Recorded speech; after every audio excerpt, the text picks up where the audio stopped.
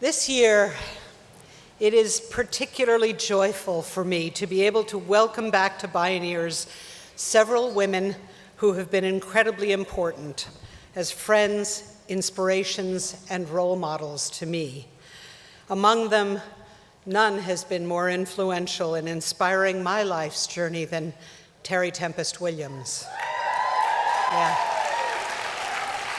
Terry is a naturalist, author, educator, artist, and activist.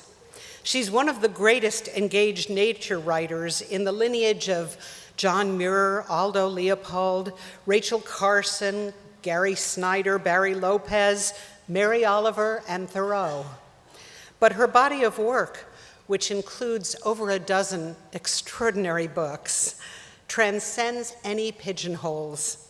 Her latest book of essays, which is just out, called Erosion, meets us exactly at the nexus of this moment. Terry is, in fact, one of the greatest writers, period, with the countless literary awards she has received, and they're testament to that. Coming from a culture that's encouraged us to specialize, to confine our purview and interests in one direction, Terry's writing has inspired me to slough off that conditioning and to instead embrace all my curiosities and passions. The unfettered wildness of her mind and heart have modeled for me a kind of systems thinking that wraps her arms around the whole caboodle, linking the inner experience with the outer worlds while exploring the connections among art, ecology, women, politics, social healing, indigeneity, democracy, wildlands, family, and faith. She's long been a passionate advocate and activist for peace, indigenous rights, environmental and social justice, women's health and freedom of speech, and one of the most ardent defenders of wildlands, especially the transcendently beautiful Red Rock Canyon country of her home state of Utah. She is a woman who contains many seeming paradoxes, someone who gracefully reconciles her family's deep ancestral roots in the earliest days of Utah's Church of Latter-day Saints with a thoroughly modern, exquisitely refined, sophisticated sensibility of the sacred. Someone who can testify passionately but politely before Congress one day, but get arrested in an act of principled civil disobedience on the next. She is a naturalist, scholar, and beloved professor, but also a wanderer, a sublime poet, an artist, and a desert mystic. Through it all, Terry has taught me how to transcend apparent polarities, that by linking paradoxes, we can help to define healthy whole systems to regenerate life itself. She's taught me how to dance with duality to reclaim wholeness. With all that she is, I must admit that she has had the greatest impact on me in how she is as a person herself. Her embodied essence, her purposeful presence, her radiant authenticity, and the unshakable dignity, humility, and nobility of soul that emanates from the core of her being. We all know we're living in incredibly challenging times with the integrity of the entire biosphere and the survival of us and all our kindred species and our democracy hanging in the balance. There's never been a time in which we need to hear and read voices who can show us how to see and feel the truth without turning away, acknowledge our pain while embracing life with love, and resist wrongs with every fiber of our being, but never lose our humanity and compassion in the struggle. Please welcome one of my greatest sheroes and beloved friends, Terry Tempest Williams. It is a privilege and humble joy to join you today in the name of all that binds us together in this beautiful, broken world. And to the Miwok people, thank you. Deep, deep gratitudes. Erosion, evolution, We are eroding and evolving at once. All souls come here to rub the sharp edges off each other. This isn't suffering, it's erosion. Chuck Palahniuk. I come from an erosional landscape in the Red Rock Desert of southeastern Utah. To the south rise the La Salle Mountains, 12,000 feet high. To the north is the Colorado River running red, carrying the sediments of sandstone downriver. To the west is Porcupine Rim that holds the last light of day. And to the east is Castleton Tower, rising from the ground floor 400 feet tall.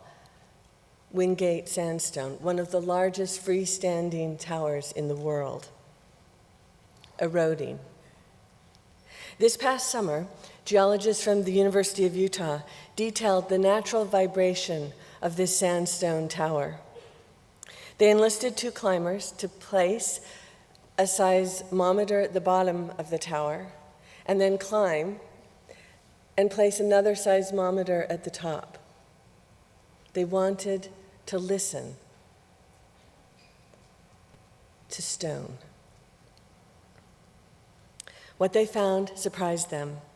This, from Science News and the Bulletin of the Seismological Society of America, was published last month. Quote, "At about the same rate that your heart beats, a Utah rock formation called Castleton Tower gently vibrates, keeping time and keeping watch over the sandstone desert. Swaying like a skyscraper, a red rock tower taps into the deep vibrations of the earth. Wind, waves, and even far-off earthquakes. Quote, "We often view such grand and prominent landforms as permanent features of our landscape, when in reality they are continuously moving and evolving," says Riley Finnegan, a graduate student and co-author of this paper. Lastly, most people are in awe of its static stability, in its dramatic freestanding nature, perched at the end of a ridge overlooking Castle Valley, said the geologist Jeff Moore, who led the study. It has a kind of stoic power in its appearance. Moore and his colleagues study the vibrations of rock structures, including arches and bridges. So this isn't unique to Castleton Tower. They just chose to focus on Castleton Tower. To understand what natural forces act on these structures, they also measure the rock's resonance, the way the structures amplify the energy of Earth that passes through them. Castleton Tower has a pulse.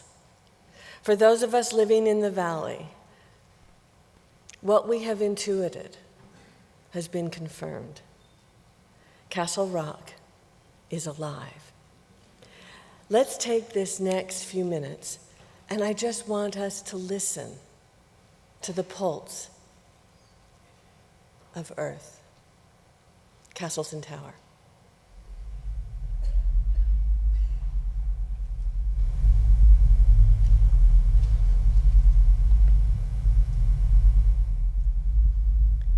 The Earth has a pulse, as do we. No separation.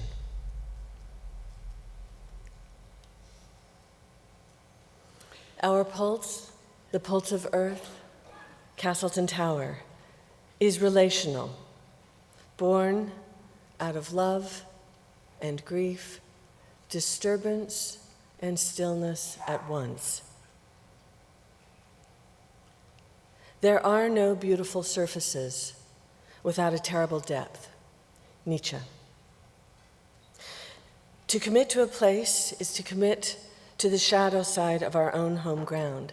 Sometimes we see it, sometimes we don't. But when we do, we must speak. On December 28, 2016, Barack Obama established Bears Ears National Monument, protecting 1.3 million acres of fragile desert lands. He heard the voices of the Diné, the Navajo, the Hopi, the Ute Mountain Ute, the Ouray Ute, and Zuni nations. He heard them. These lands are sacred, where their prayers are spoken, where their ancestors are buried, where their ceremonies are performed. It was a handshake across history, a renewal, a commitment of trust. Less than a year later, Donald Trump, by executive order, eviscerated Bears Ears National Monument by 85% and cut Grand Staircase Escalante National Monument in half. Those protected lands, sacred lands, are now open for business, to oil and gas development, to coal mining, to uranium mining, a boon to the fossil fuel industry in the midst of the climate crisis. This is my home. What is beauty if not stillness? What is stillness if not sight? What is sight if not an awakening? What is an awakening if not now? The American landscape is under assault by an administration that cares only about themselves. Working behind closed doors, they are strategically undermining environmental protections that have been in place for decades, and they are getting away with it. In practices of secrecy, in deeds of greed, in acts of violence that are causing pain. Like many, I have compartmentalized my state of mind in order to survive. Like most, I have also compartmentalized my state of Utah. It is a violence hidden that we all share. This is the fallout that has entered our bodies, nuclear bombs tested in the desert. Boom. These are the uranium tailings left on the edges of our towns where children play. Boom.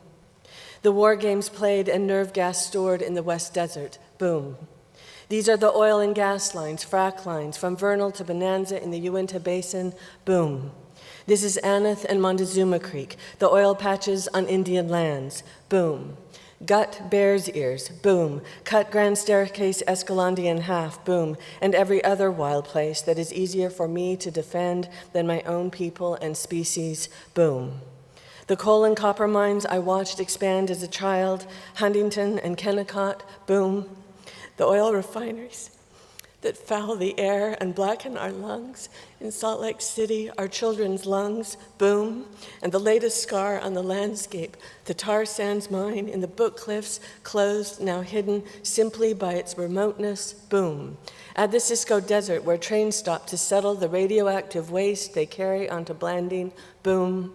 Move the uranium tailings from Moab to Crescent Junction, then bury it still hot in the alkaline desert. Out of sight, out of mind, boom. See the traces of human indignities on the sands near Topaz Mountain left by the Japanese internment camps, boom. President Donald J. Trump can try to eviscerate Bears Ears and Grand Staircase Escalante monuments with his pen and poisonous policies. He will stand tall with other white men who for generations have exhumed, looted, and profited from the graves of ancient ones. They will tell you Bears Ears belongs to them. Boom. Consider Senator Orrin Hatch's words regarding the Bears Ears Intertribal Coalition support of the Bears Ears National Monument. The Indians, he says, they don't fully understand a lot of things that they are currently taking for granted on these lands. They won't be able to do it if it's made clearly into a monument, unquote. And when he was asked to give examples, the senator said, just take my word for it. Boom. This is a story, a patronizing story, a condescending story. I see my politicians and frontier Mormons discounting the tribes once again, calling them Lamanites, the rebellious ones against God, dark-skinned and cursed. That is their story. Racism is a story. The Book of Mormon is a story. Boom. Perhaps our greatest trauma, living in the state of Utah, is the religiosity of the Mormon patriarchy that says you have no authority to speak. Women, Indians, black people, brown people, gay people, trans people, it is only the chosen ones who hold the priesthood over us and counsel us that their only way to heaven is through them. Boom. All my life, I was told I could not speak, that I had no voice, no power except through my father or my husband or my bishop or the general authorities, and then there was the prophet. Boom. I refused to perpetuate this lie, this myth, this abuse called silence. If birds had a voice, so did I. I would tell a different story, one of beauty and abundance and what it means to be alive. Environmental racism is the outcome of bad stories, a byproduct of poverty. In Utah, yellow cake has dusted the lips of Navajo uranium workers for decades who are now sick or dead. Boom. There is no running water in Westwater, a reservation town adjacent to Blanding. Local municipalities refuse to provide Navajo families with a basic right, a human right. Boom. But we are not prejudiced. Boom. If you speak of these cruelties, we, as Mormons, I am a Mormon, are seen as having betrayed our roots and our people. These are my people. Boom. This is who I am. Boom. A white woman of privilege, born of the covenant. I am not on the outside, I am on the inside. Boom. It is time to look in the mirror and reflect on the histories that are mine, that are ours. Boom. We are being told a treacherous story that says it is an individual's right, our hallowed state's right, our nation's right to destroy what is common to us all. The earth has a pulse. We have a pulse, no separation. The land beneath our feet, the water we drink, the air that we bring, gifts. Breathe. Our bodies and the body of the state of Utah are being violated. Our eyes are closed, our mouths are sealed. We refuse to see or say what we know to be true. Utah, this nation, is a beautiful violence. Boom. Do we dare to see ourselves for what we are, broken and beautiful? Do we dare to see Utah for what it is, an elegant, toxic landscape where the power of oppression rules by repression, our proving grounds of fear? What are we afraid of? Exposure. Boom. Our denial is our collusion. Our silence is our death. The climate is changing. We have a right and responsibility to protect each other. Resistance and insistence before the law. We are slowly dying. We are ignoring the evidence. Awareness is our prayer. Engagement is our prayer. Beauty will prevail. Native people are showing us the way. It is time to heal these lands and each other by what? By calling them sacred. May wingbeats of raven cross over us in ceremony. May we recognize our need of a collective blessing by earth. May we ask forgiveness for our wounding of land and spirit. And may our right relationship to life be restored as we work together toward a survival shared. A story is awakening. Many stories are awakening. We are part of something so much larger than ourselves, an interconnected whole that stretches upward to the stars. Coyote in the desert is howling in the darkness, calling forth the pack, lifting up the moon. We are eroding, we are evolving together. This is the place we create from. With love, with courage, in grief, and with anger. What do we do with our anger? With a name like Tempest, I can tell you I don't have a lot of hope. But I have sought wisdom from my elders, the elders that we live near. Willie Gray Eyes, a community organizer who now is a county commissioner in a Navajo majority in San Juan County, Utah. When he was told that he was not a resident of the state of Utah, that it was an illegitimate election from an illegitimate candidate whose family have lived in Navajo Mountain for generations. When they asked what right he has to the state of Utah, he simply said, "My umbilical cord is buried here." When I asked Willie what do we do with our anger? He said, Terry, it can no longer be about anger. It has to be about healing. Going to the source of our pain and recognizing it, owning it, apologizing for it, embracing it with a commitment to change. And when I asked Jonah Yellowman, a medicine person among the Dene, what he was seeing, he said, Terry, we have to go deeper. And so I ask us today, together, what does that look like for each of us? Each of us in our own places, with our own gifts, in the places we call home. And Evangie Gray, a medicine woman who's been fighting for water rights for her people in San Juan County for 30 years, still no water.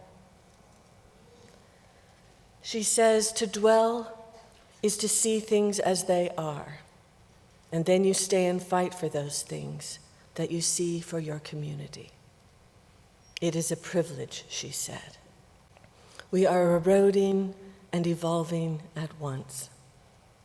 Perhaps Jonah's call to go deeper is a call to acknowledge the power that resides in the earth itself, the organic intelligence inherent in deserts and forests, rivers and oceans, and all manner of species beyond our own, even within our own bodies.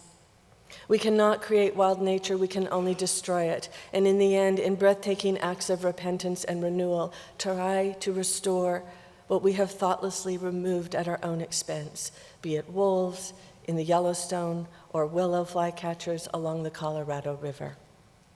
We are eroding and evolving at once. How do we find the strength to not look away at all that is breaking our hearts? Hands on the earth, we remember where the source of our authentic power comes from. We have to go deeper. What has been weathered and whittled away is as beautiful as what remains. Erosion, essence. We are eroding and evolving at once. Shinran, the 14th century Buddhist poet, said, "This happened. Now something else can occur." We need not lose hope. We just need to locate where it dwells. To dwell is to see things as they are, and then you stay and fight for the things you love in your own community. Castleton Tower has a pulse. We have a pulse. The pulse of the planet is in our hands. Engagement is a prayer. Boom.